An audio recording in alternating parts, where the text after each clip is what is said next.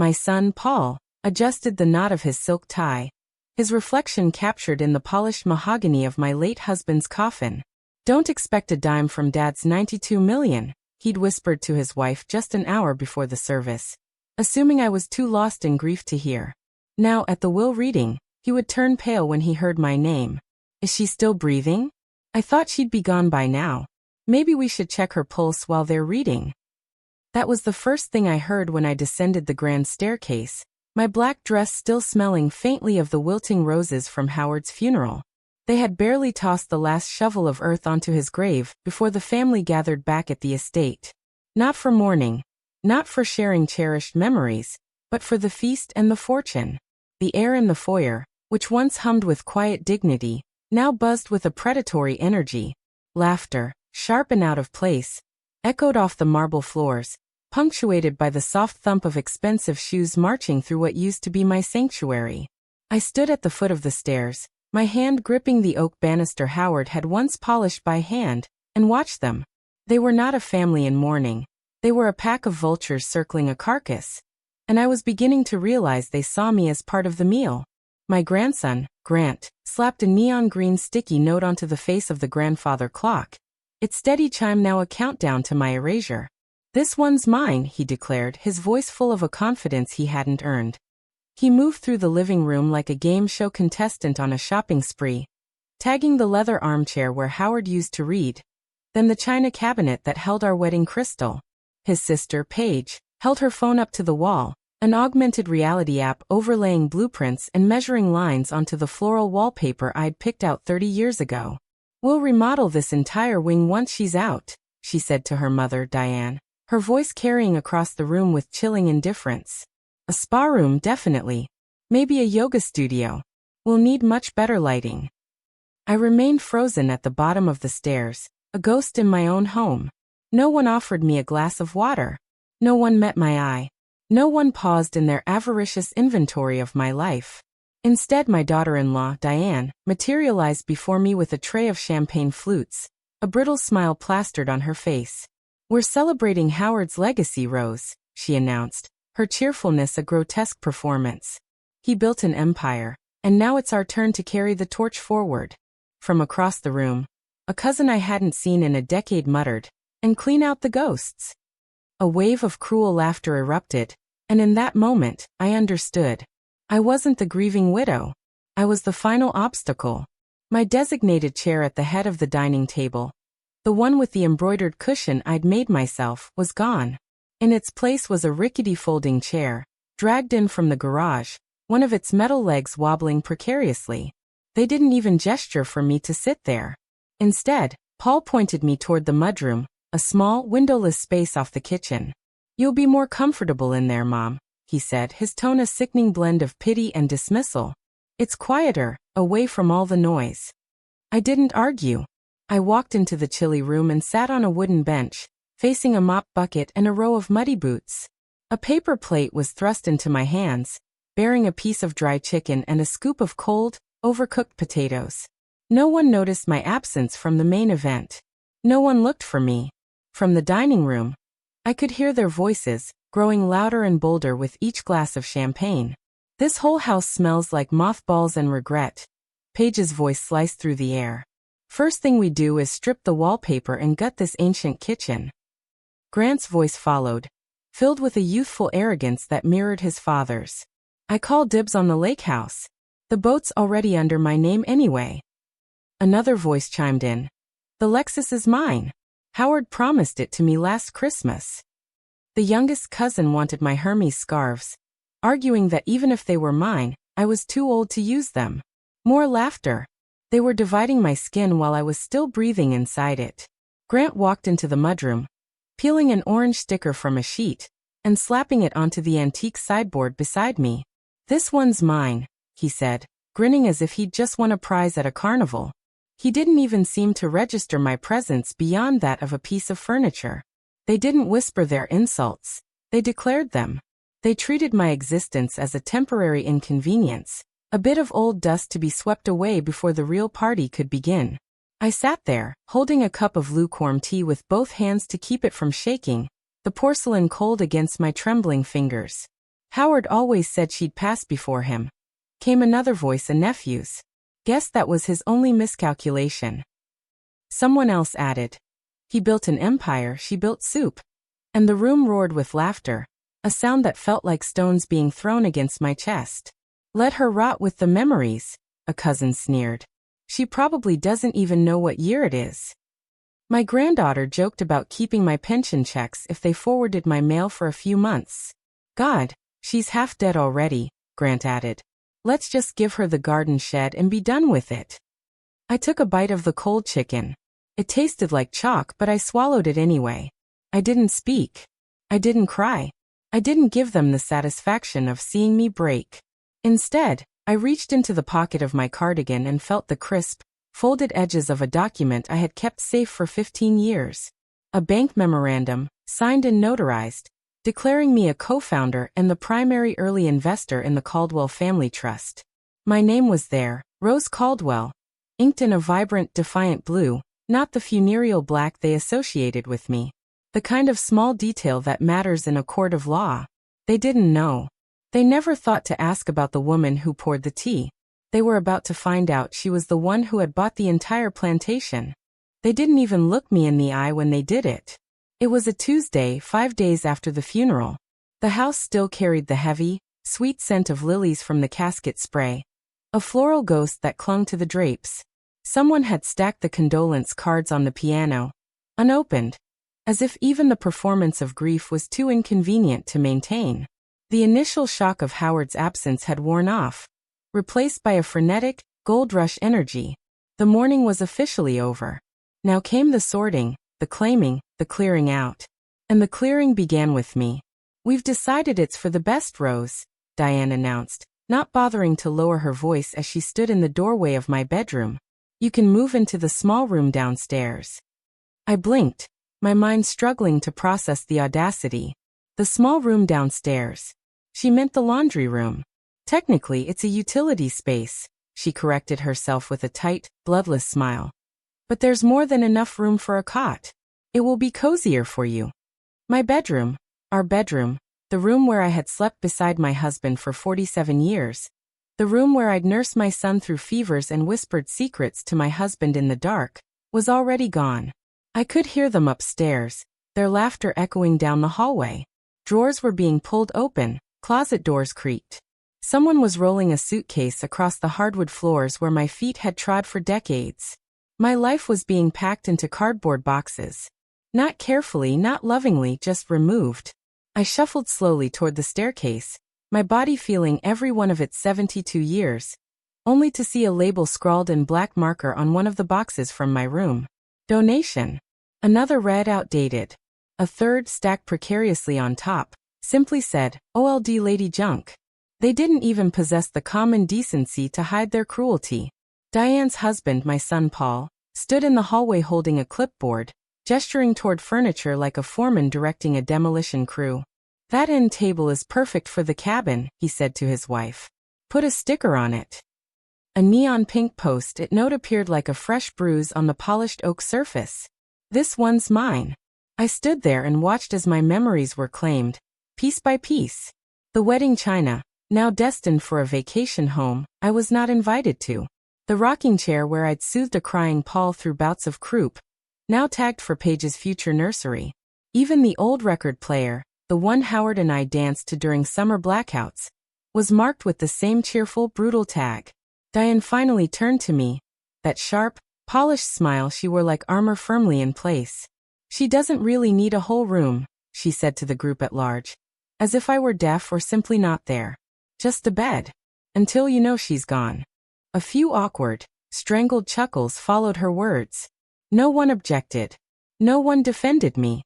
One of the younger boys, Grant I think, whispered something to his sister as he passed by the kitchen door. If we keep her official address here, we can probably still cash her pension checks for a while.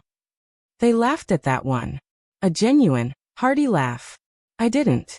I turned away from them and walked slowly, my knees stiff, to what was now my designated living space. The laundry room smelled of bleach and damp mildew. A single, bare bulb flickered overhead, casting long, dancing shadows on the concrete walls. A plastic mop bucket stood in one corner next to a rusted utility sink.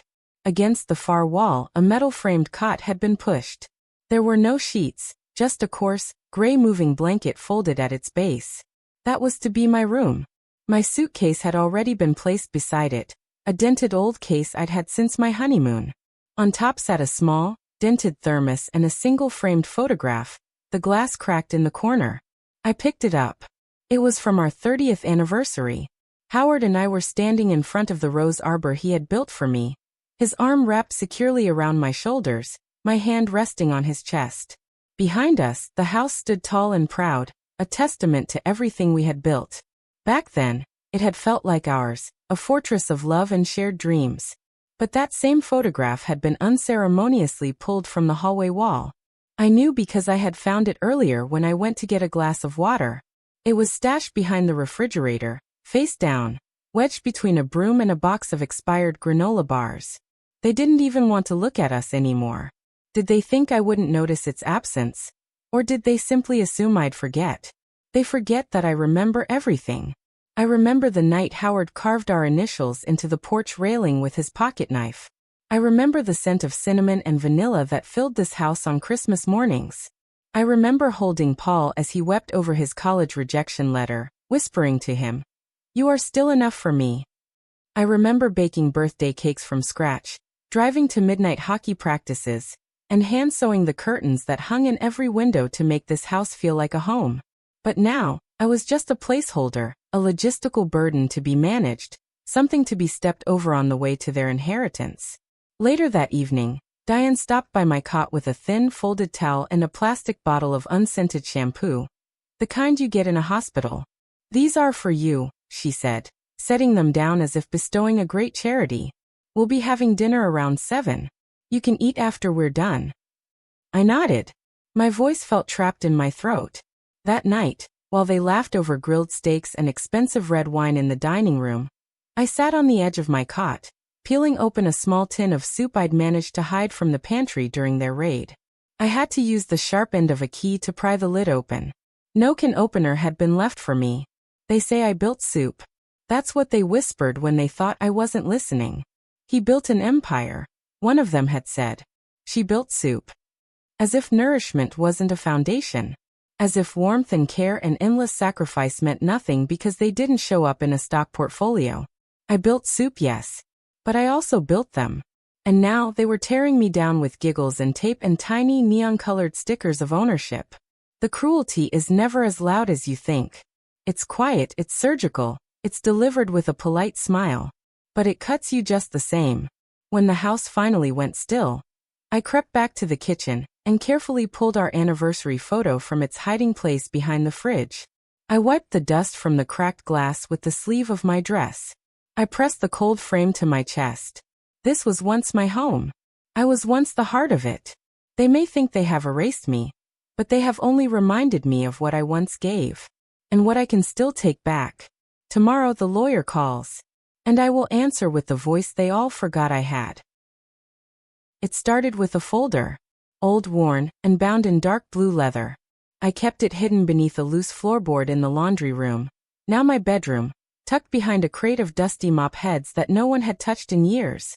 Inside were the things they never thought to ask about, because they never truly saw me as a person with a history beyond their own. They saw a mother, a wife, a caregiver. They never saw the strategist, the investor, the architect. The morning after Diane measured my room for its spa conversion, I took the folder and walked the 2 blocks in the biting autumn cold to the pay-phone outside the pharmacy. They'd accidentally cut off my cell phone service last week, claiming it was a cost-saving measure on the family plan. But I hadn't forgotten the number. When Mr. Arthur Jennings picked up on the second ring, his voice calm and familiar, I simply said, "Arthur, it's Rose. It's time." He didn't ask what I meant. There was a brief, knowing pause on the other end of the line, and then he said, "My office. 10 o'clock tomorrow." Arthur had been Howard's lawyer for decades, a fixture at company galas and holiday parties.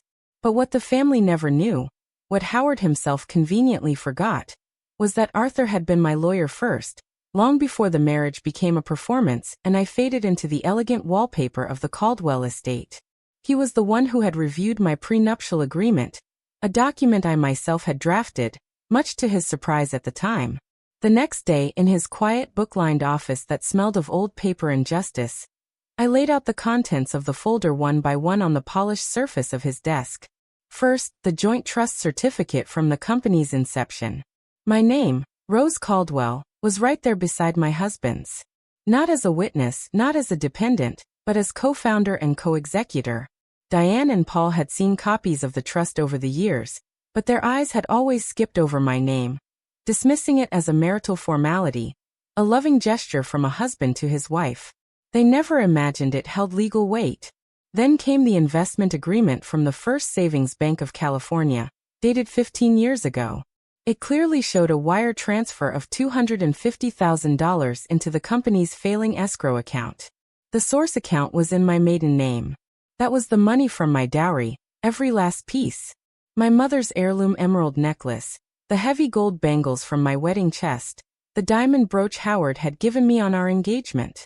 I had sold them all, quietly and systematically, during the dark winter when Howard's company, Caldwell Industries, faced utter collapse.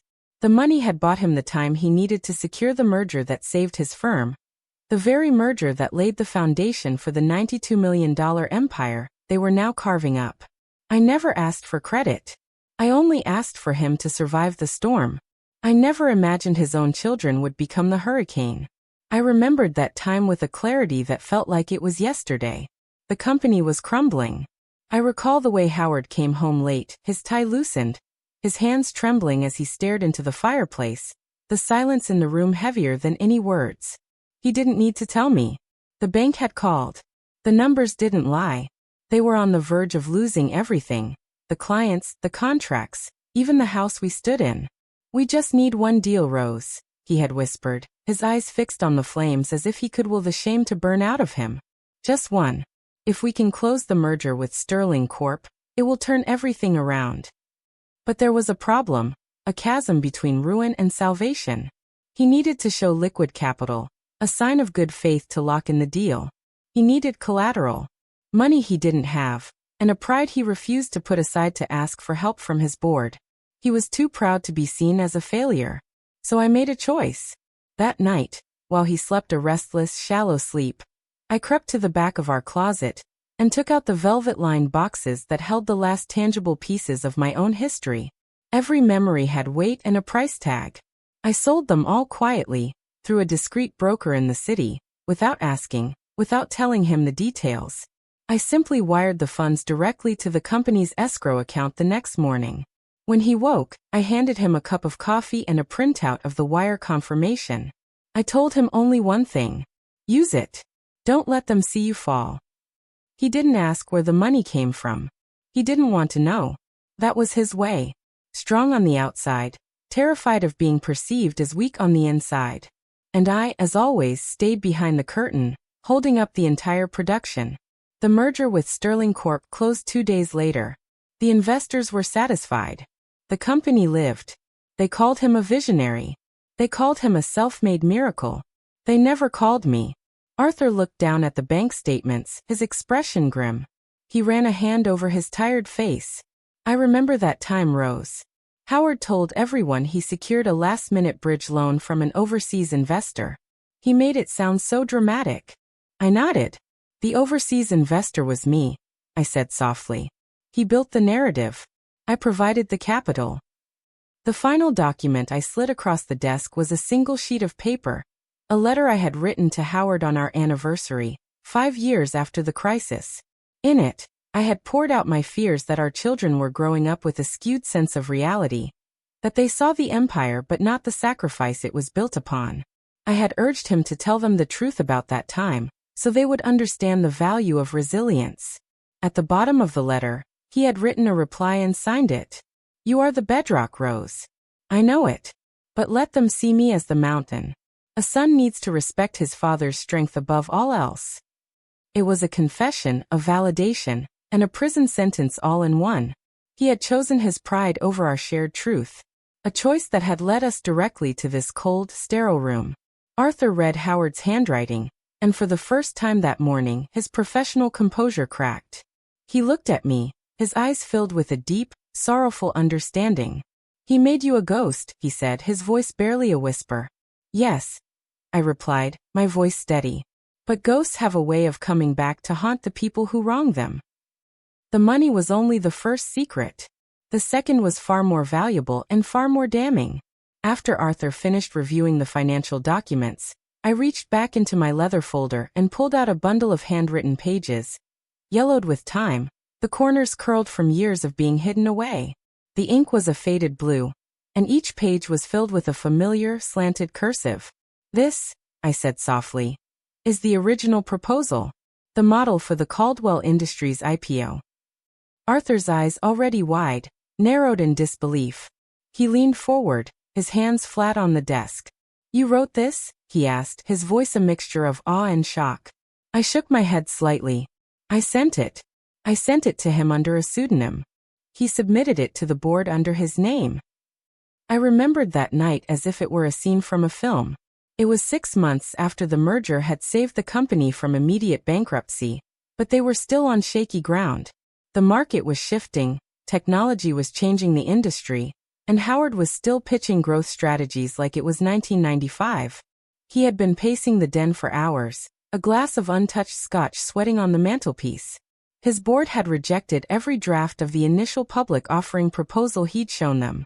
They called his ideas stagnant, uninspired. He was a master at managing people, but he was not an innovator.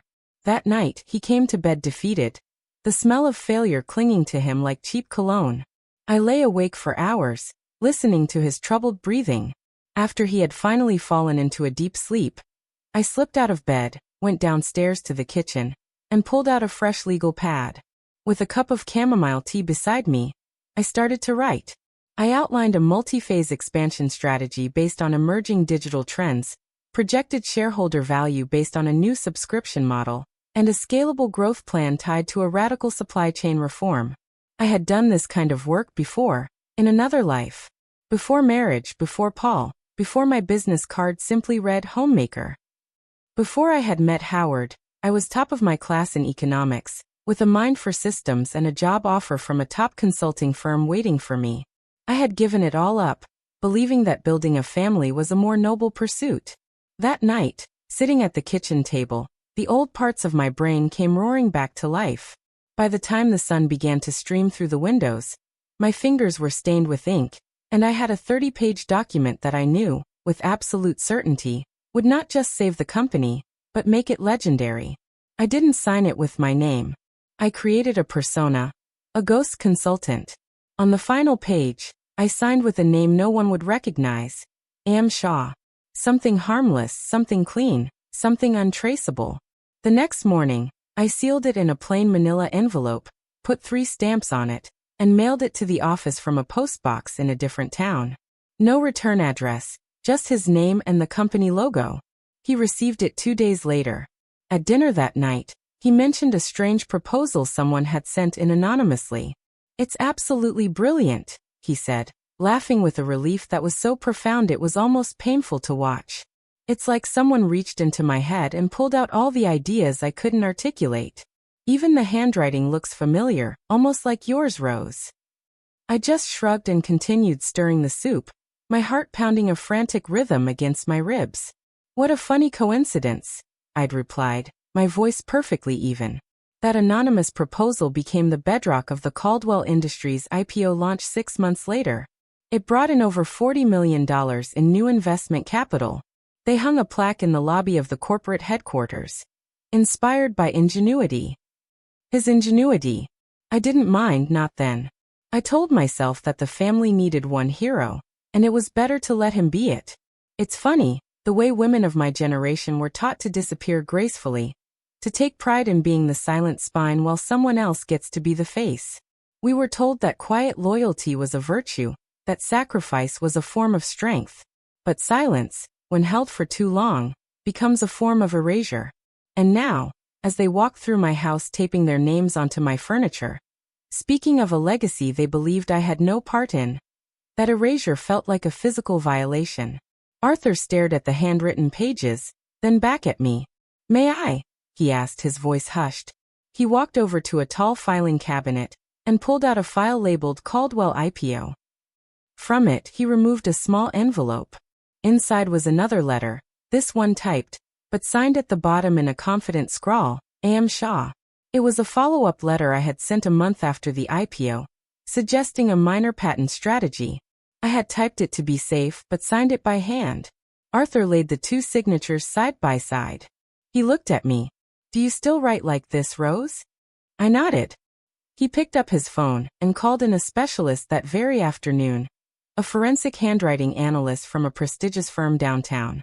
They spent 2 hours together in a conference room, poring over the loops and curves, the pressure points and pauses of my script. Later that week, the analyst sent his certified report. The signatures were a match.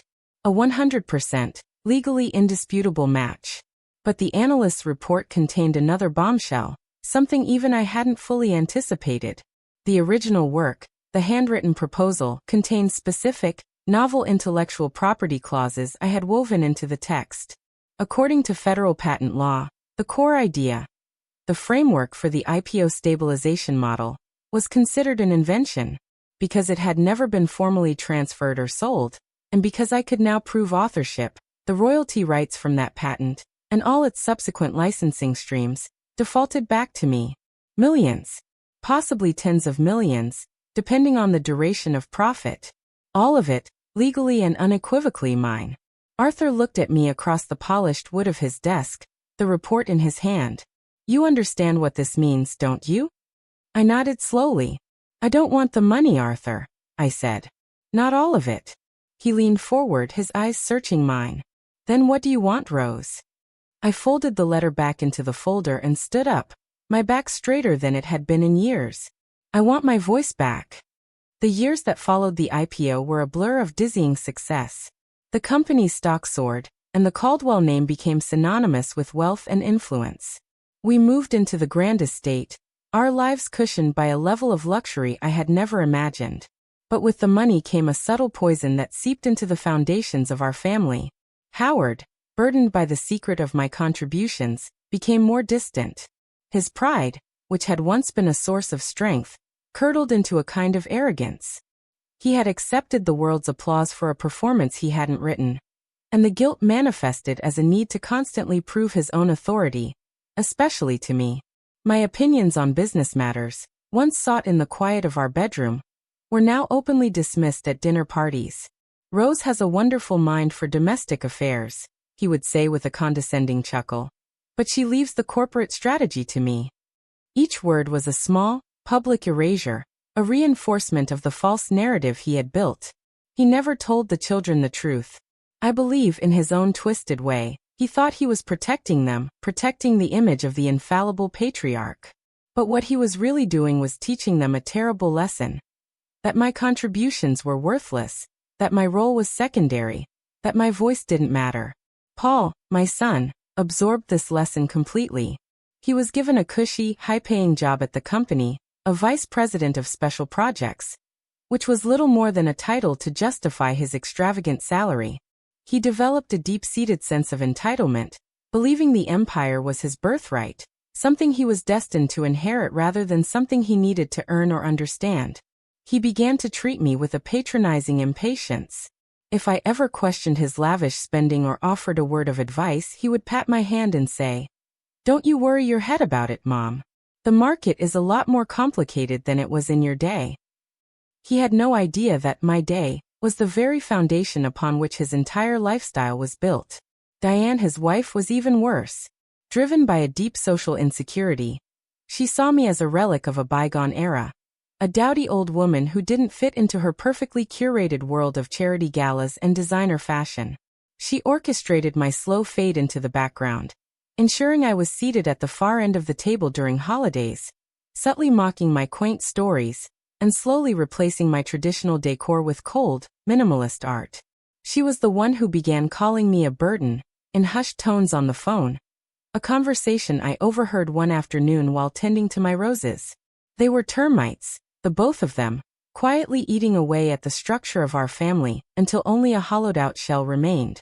The only person who knew the full truth was Howard, and he was locked in his prison of pride. About 10 years ago, After a small break-in at the gatehouse, he had a state-of-the-art security system installed throughout the estate. It included high-definition cameras and, as he explained to me, discrete audio recording capabilities in all the main rooms. For our protection, Rose, he had said. It records everything to a secure cloud server. Just in case.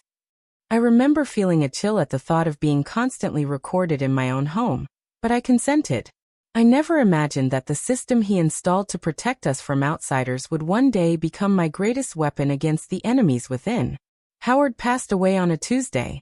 In his final months, as his body weakened, I saw a flicker of the man I had married. The arrogance fell away, replaced by a deep, unspoken regret.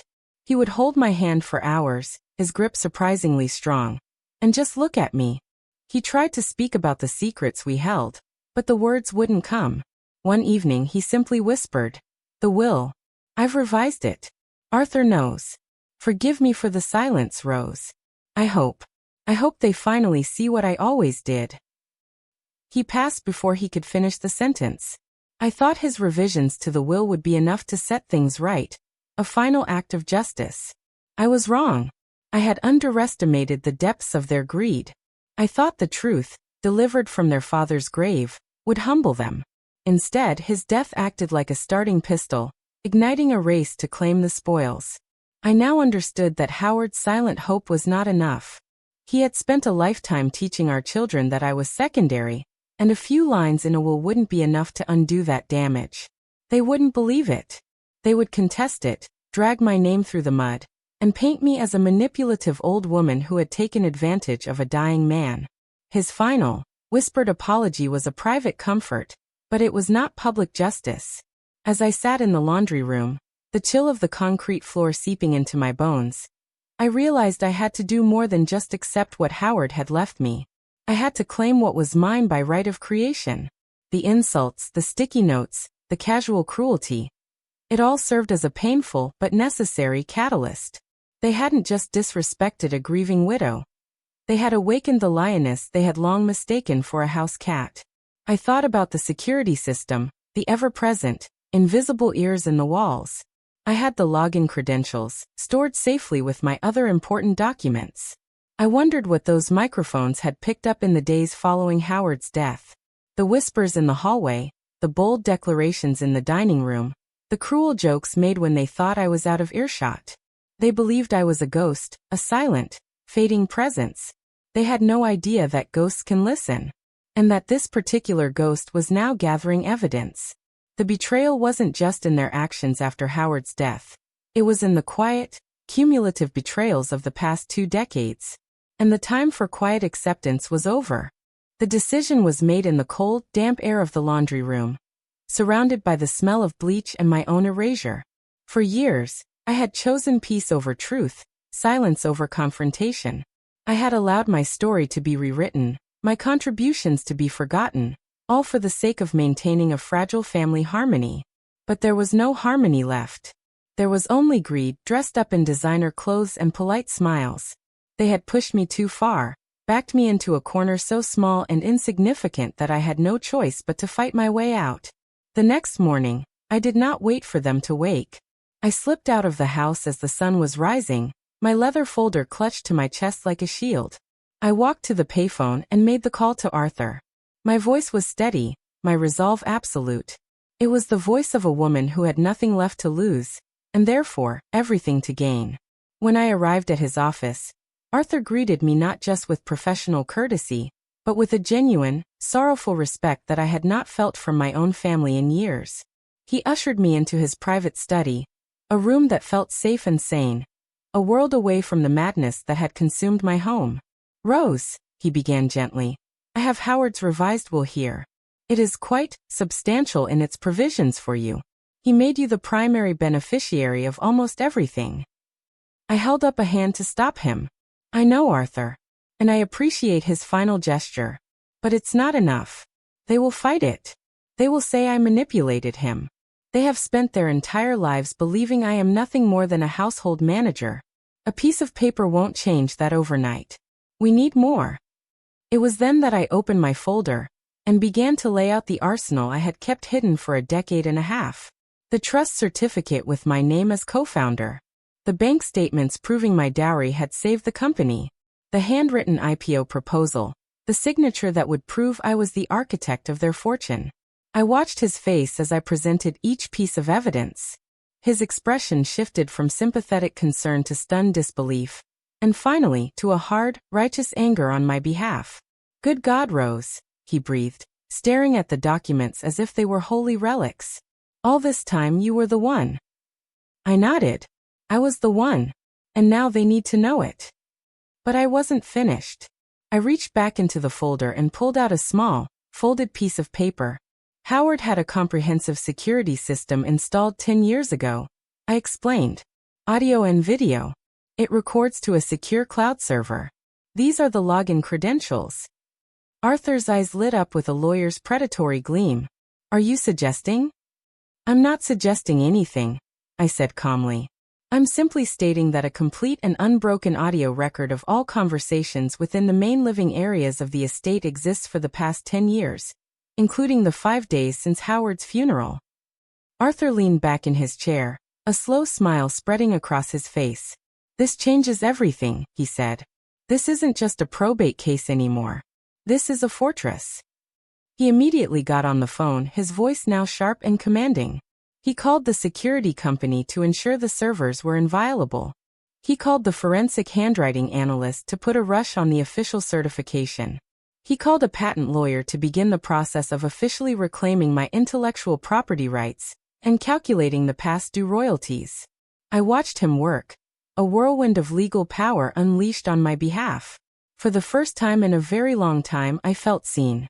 I felt powerful. The woman who had been relegated to the laundry room was now commanding a war room. As the legal wheels began to turn with ferocious speed, I felt a strange sense of calm descend upon me. The years of quiet resentment, of swallowed insults and bitten-back truths, began to melt away, replaced by a cold, clear purpose. I was not a victim seeking revenge. I was a founder claiming her company. I was an author demanding her byline. I was a queen taking back her throne. The family had made a fatal error in judgment. They had mistaken my silence for weakness. They had mistaken my love for submission. They saw an old, frail woman, and in their blindness, they missed the mind that had been running the entire show from behind the curtain. When I left Arthur's office that afternoon, the city air felt different. The sky seemed brighter. My steps, which had been a slow, pained shuffle for days, were now firm and steady. I was no longer a ghost in my own life. I was the storm that was coming for them. Arthur's final words to me as I left his office echoed in my mind. He had reviewed the evidence, his face a mask of cold fury. "Rose," he had said, "do you understand the full implications of this? We can not only secure your inheritance, we can dismantle the very foundation of their identities. We can leave them with nothing." I had looked him straight in the eye, my voice devoid of any tremor. "I understand perfectly, Arthur. They left me with nothing a long time ago. I'm simply returning the favor." The 48 hours leading up to the will reading were a masterclass in oblivious arrogance. While Arthur and his team were assembling a legal case that could shatter their world, my family was busy redecorating it. The house, my home, was filled with the sounds of their entitlement. An interior designer arrived, a chic woman with a measuring tape and a look of disdain for my cluttered style. I overheard Paige and Diane discussing color palettes for the master bedroom, my bedroom, deciding between serene silver and blush pink. Paul took calls in the study, his voice booming as he discussed liquidating certain company assets to fund a new tech venture he wanted to start. He was acting like a king who had already been crowned, completely unaware that his throne was sitting on a trapdoor. They moved through the house with an air of finality, their neon stickers a plague upon every surface. They were so confident in their victory, so assured of my irrelevance, that their cruelty became almost casual, a matter of administrative convenience. The peak of this casual brutality came on the evening before the reading. Diane found me in the laundry room, reading a book on my cot. She was holding a glossy brochure. "I know this is all a bit overwhelming, Rose," she began, her voice dripping with false sincerity. "So Paul and I have been proactive and done a little research for you." She handed me the brochure. The cover showed a sterile-looking building with a perfectly manicured lawn, The name Golden Sunset Senior Living, printed in cheerful, cursive font. It's one of the best facilities in the state, she chirped. They have activities. Bingo, chair yoga, you'd be around people your own age. We think you'd be so much happier there. I looked down at the pictures inside. Elderly people with vacant smiles, sitting in wheelchairs in a common room that looked more like a bus station waiting area. The rooms were tiny, the furniture bolted to the floor. It wasn't a home. It was a waiting room for death. I felt a surge of ice-cold rage, but my face remained a placid mask. That's very thoughtful of you to consider, Diane, I said, my voice quiet and even. She beamed, pleased with herself. Of course. We only want what's best for you. We can schedule a tour for next week, after all the legal unpleasantness is sorted out. She patted my shoulder and left, leaving the brochure on my cot like a final insult. They weren't just taking my home.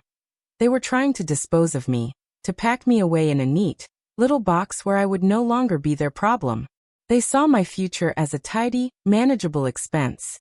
They had no idea I was about to rewrite theirs completely. Meanwhile, my own preparations were proceeding with military precision. Arthur called me with updates. The handwriting analysis was complete, certified, and notarized. The patent lawyer had drafted a cease and desist, along with a demand for 15 years of back-paid royalties, totaling a figure that made even Arthur whistle. And the audio evidence, that was the masterstroke. Arthur's paralegal, a tech-savvy young woman, had spent a day combing through the audio logs from the security server for the week following Howard's death. She had isolated and transcribed every derogatory comment, every cruel joke, every dismissive statement made about me by Paul, Diane, Paige, and Grant. Each insult was time-stamped and catalogued, creating a damning record of their true character. It's a symphony of slander, Rose. Arthur had told me over the phone, his voice grim. It's more than enough. I instructed him to link the transcript directly to a very specific clause Howard had insisted on in his final will, a clause they all thought was a sentimental eccentricity, a morality clause, penalizing any heir who acted in a manner that brought dishonor to the family name. Howard had meant it as a general guideline. I was about to turn it into a surgical weapon. The night before the reading, the house was quiet. They had all gone out to a celebratory dinner, leaving me alone in the echoing silence. I walked through the rooms, my hand trailing along the furniture they had so brazenly claimed. I saw not the objects, but the memories. The armchair where I had read stories to a young Paul. The piano where Paige had played her first recital. The dining table where we had shared thousands of meals. Thousands of moments that they had either forgotten or chosen to discard. They believed that legacy was something you could inherit, like stock certificates or real estate. They didn't understand that a true legacy is built on love, respect, and sacrifice, the very things they had shown they were incapable of. I stood in the center of the grand foyer, the moonlight streaming through the tall windows, and I did not feel sadness. I did not feel anger. I felt a profound, chilling clarity. They had made their choices. They had signed their own warrants with every whispered insult and every neon sticker. Tomorrow, in a sterile conference room downtown, the bill would finally come due, and I would be the one to deliver it. The quiet woman they had sent to the laundry room was about to clean house. They made me sit at the far end of the table, of course. Not in a proper chair, but on a temporary one brought in by a paralegal because the conference room was filled with more heirs than anticipated. It was a folding chair, naturally, a final, petty reminder of my perceived status. God forbid I ruin the aesthetic of their tailored wool suits and designer handbags with my old lady aura. The law office was aggressively modern, all glass walls, chrome fixtures, and black leather. A space designed to feel as cold and unforgiving as the law itself. Outside, a steady rain was falling, streaking down the floor-to-ceiling windows. Inside, it might as well have been snowing. My son, Paul, sat nearest to the front, next to Arthur Jennings' imposing desk. He had his legs crossed confidently, his wedding ring polished to a high gleam. His wife, Diane, leaned in and whispered something in his ear. He chuckled, a low, arrogant sound that was just loud enough for the entire room to hear. "She'll be in Golden Sunset by Christmas," he muttered, sipping from a complimentary cup of espresso. "Don't expect a dime for her upkeep." My granddaughter, Paige, was furiously texting under the table, likely coordinating with the interior designer. My grandson, Grant, was practicing his signature on a legal pad, his looping, ostentatious script a parody of a man of substance. None of them looked at me. To them, I was already gone. Mr. Arthur Jennings walked in, his leather briefcase in hand, and the room immediately straightened. He carried an air of finality with him. A man whose voice usually meant the end of a question, not the beginning of one. "Thank you all for being here," he began, his voice calm and resonant. "Today we are here to execute the final wishes of Mr. Howard Caldwell, as stated in his legally binding revised will." No one but me seemed to notice the slight, deliberate emphasis he placed on the word revised. Arthur began by reading through the standard bequests, donations to charities, small gifts to distant relatives and loyal staff. It was all procedural, all expected. I could feel the impatience radiating from Paul and his family. This was merely the opening act for them. They were waiting for the main event, the announcement of their coronation. Then Arthur paused. He reached into his briefcase and removed not a document, but a small silver digital voice recorder. He clicked it on. My late husband's voice filled the sterile room. It was slower than I remembered, more tired, but it was unmistakably his, calm, clear, and measured. "If my son Paul or his family ever speak ill of his mother Rose," Howard's recorded voice declared, "deduct $1 million from his inheritance per word." Silence. The breath seemed to be sucked out of the room. Paul's face, which had been a mask of smug confidence, went slack with shock. The voice continued, a ghostly testament from a man they thought they understood. "Arthur knows how to verify this. He has my full authority." The recording clicked off. There was a moment of stunned stillness, followed by the sharp clack of a pen falling from Paul's nerveless hand. "What the hell is that?" he sputtered, leaning forward in his chair. "That's not real. That's not in the will." Arthur held up one hand, a silent command for order. He then slid a thick, bound document across the polished table toward Paul. The heading on the cover page read, Exhibit A, Verified Audio Transcript. Home Security System, Caldwell Estate. Dates, September 15th to 20th, 2025. Arthur flipped open the document to a bookmarked page. 1, he read, his voice devoid of emotion. "Is she still breathing?" 2. "Thought she'd be gone by now." 3. "Check her pulse." 4. "This house smells like mothballs and regret." 5. "She built soup. He built an empire." He kept going, his voice a relentless, monotonous drone, listing every insult, every piece of casual cruelty. "Let her rot with the memories. Let's just give her the garden shed and be done with it." He turned a page. The transcription continues for another 17 pages. Total recorded statements deemed ill of his mother by the executor, 88. Arthur looked directly at Paul, whose face had turned a pasty, sickly white. "That totals $88 million in deductions. The remaining inheritance for Mr. Paul Caldwell is $4 million. Paul leaped from his seat, his chair screeching against the floor. "This is insane. You can't do this. That woman. She's been a drain for years. Dad would never." "He would," I said quietly. It was the first time I had spoken all morning. Every head in the room swiveled to look at me. The ghost at the end of the table. My voice wasn't loud, but in the ringing silence, it carried the weight of an earthquake. Arthur continued, calm as ever. "Now, as for the primary beneficiary of the Caldwell Trust, the copyrights, the intellectual property, and all remaining estate assets. Mr. Howard Caldwell has left them in their entirety to his wife, Rose Caldwell." He handed me a thick, leather-bound folder. It was heavier than I expected. Inside were the deeds, the portfolio transfers, and a second, smaller folder. Inside that was the deed to a beautiful apartment in Paris, and a handwritten letter from Howard. "Forgive me for the years I let your light stay hidden," it read. "I never forgot who the real genius was. I only hoped that someday they would see what I did. If they couldn't, then let this speak louder than I ever could. You built this with me. Now let the world know your name." Paul stood frozen, his face a mask of disbelief and fury. Diane was frantically dialing someone on her phone. A lawyer, a therapist, a priest. I looked around the room at the people who had practiced their victory speeches on the drive over, and I said nothing. Justice, I realized, doesn't require noise. It just requires truth. I gathered my old coat. As I walked slowly past Paul, whose hands were clenched into white-knuckled fists on the table, I paused. He wouldn't meet my eyes. You buried me while I was still thinking, I said, my voice steady and clear. Too bad I had one more idea left. The room was silent, but I wasn't done.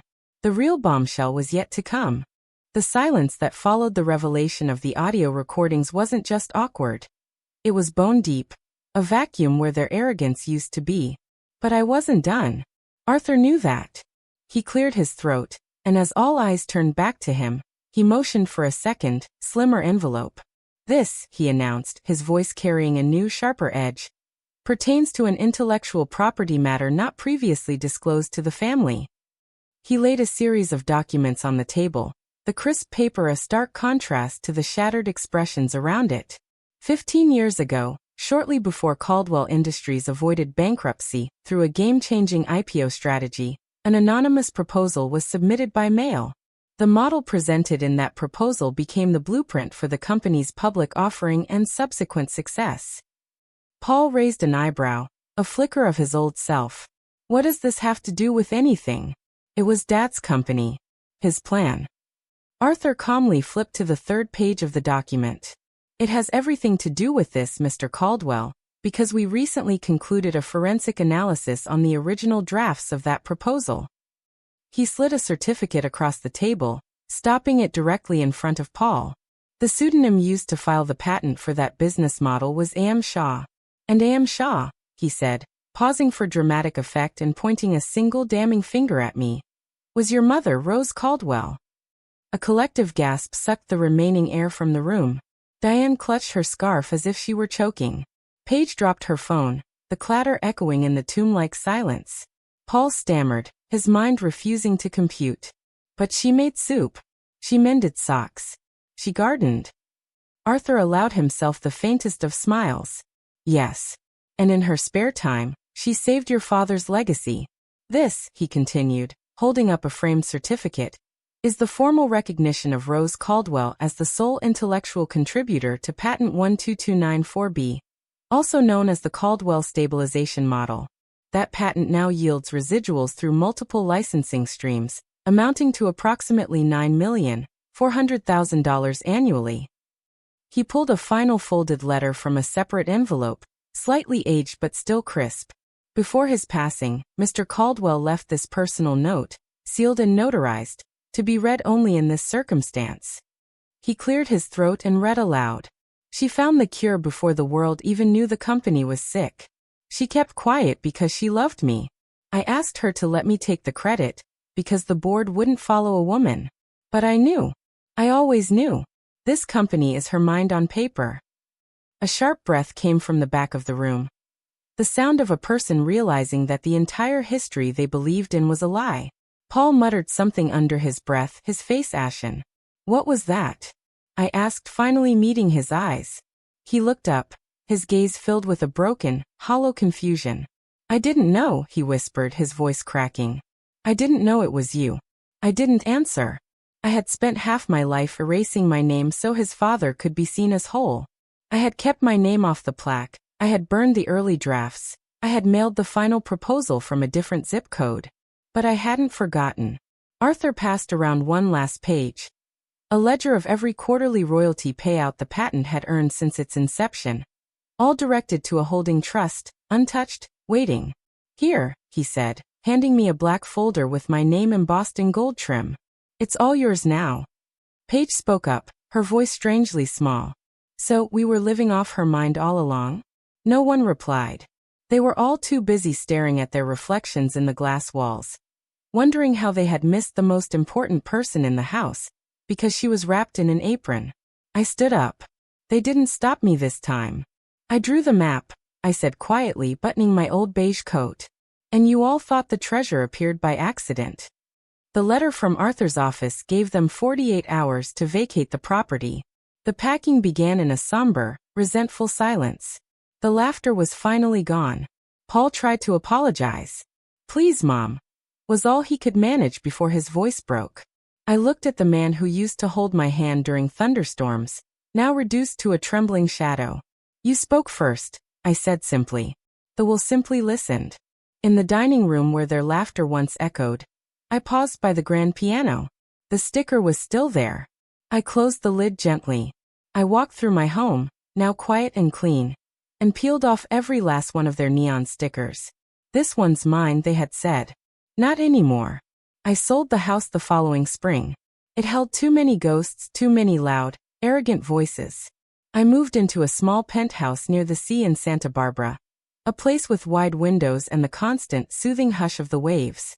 I didn't need all the money, so I started something new.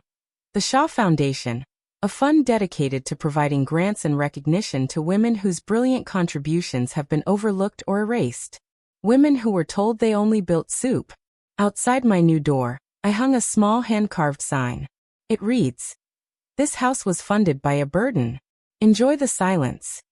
Inside, taped to my refrigerator, is a crayon drawing my youngest grandson made for me years ago. A stick figure of me in big glasses standing next to a giant light bulb. The caption reads, "To Grandma. You think better than Google." They had buried me in assumptions. Old, tired, fading, irrelevant.